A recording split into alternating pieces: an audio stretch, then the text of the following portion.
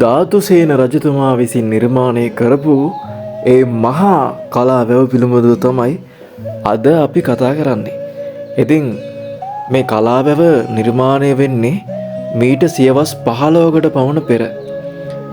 ක්‍රිස්තු පූර්ව 455 473 වගේ කාලෙදි තමයි මේ කලා වැව නිර්මාණය කරන්නේ.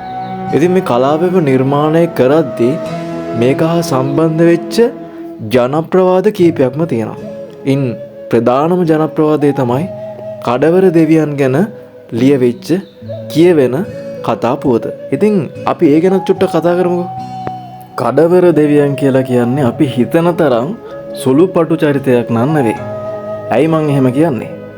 ඔබ දන්නවද මේ කඩවර දෙවියන් එවකට තමන්ගේ බිරිඳත් එක්ක අමනාප වෙලා කැලේ ඉන්නකොට තමයි මේ කලවැලකින් හරස් වෙලා ගලා බසින කලාවය, එහෙම නැත්නම් ගෝන නදිය, එවකට හැඳින්වුවේ ගෝන නදිය කියලා. ඉතින් මේ ගෝන නදිය සොයාගන්නේ. ඉතින් මේ ගෝන නදිය ගැන තොරතුරු දෙන්නේ ධාතුසේන රජතුමාට තොරතුරක් විදියට මේ ගෝන නදිය ගැන විස්තර කියන්නේ මේ අපි කවුරුත් දන්න කඩවර දෙවියන්. ඉතින් කඩවර දෙවියන් මේ කලා වැවට කොච්චර ආදරේද කියලා කියනවා නම් එක දවසක් මේ කලා වැවේ වැව් බැම්මට හානි වෙලා තියෙනවා මොහු දැකලා ඒ හානි වෙනු තැනට තමන්ගේ ශරීරයේ තියලා එතනින් ගලා බසින වතුර පාර වළක්වලා තියෙනවා.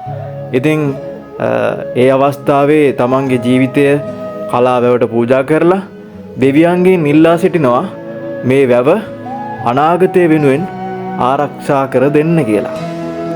ඉතින් ඒකත් එක්ක ඔහුගේ මරණයත් සිද්ධ වෙනවා.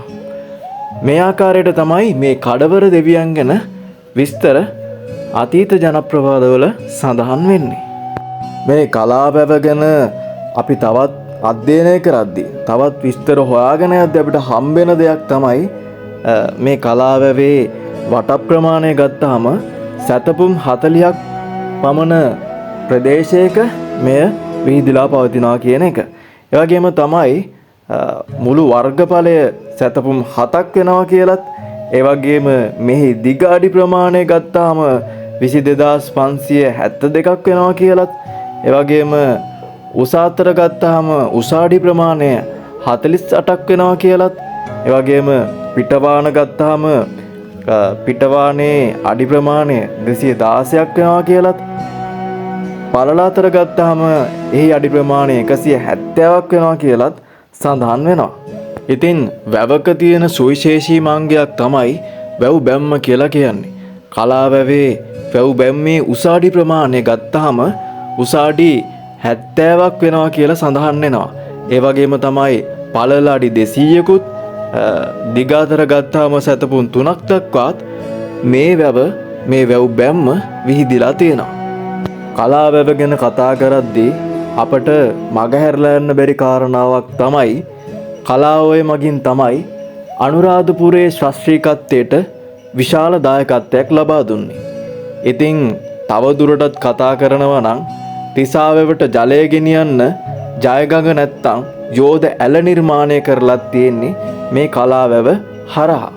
ඉතින් තිසා වැවට මේ වෙද්දි ජලය සපයන්නේ මේ යෝධ ඇල හරහා. එහෙම නැත්තම් ජය ගඟ හරහා. පුරාණයේදී අබංගගේ සිට මිරිස්සගෝනිය ඔය දක්වා ඉදිකළ උමන් මාර්ගයක් හරහා කලා වැවට ජලය ලබාගත් බවටත් ජනප්‍රවාදවල සඳහන් වෙනවා. ඉතින් මේ ආකාරයට බොහොම පුරාණ අතීතයක් ඇති අපිට අදටත් සම්පතක් වන, අපේ මතු පරම්පරාවටත් සම්පතක් වන මේ මහා වැව රැක ගැනීම අපගේ යුතුයකමක්. ආරක්ෂා කර ගැනීම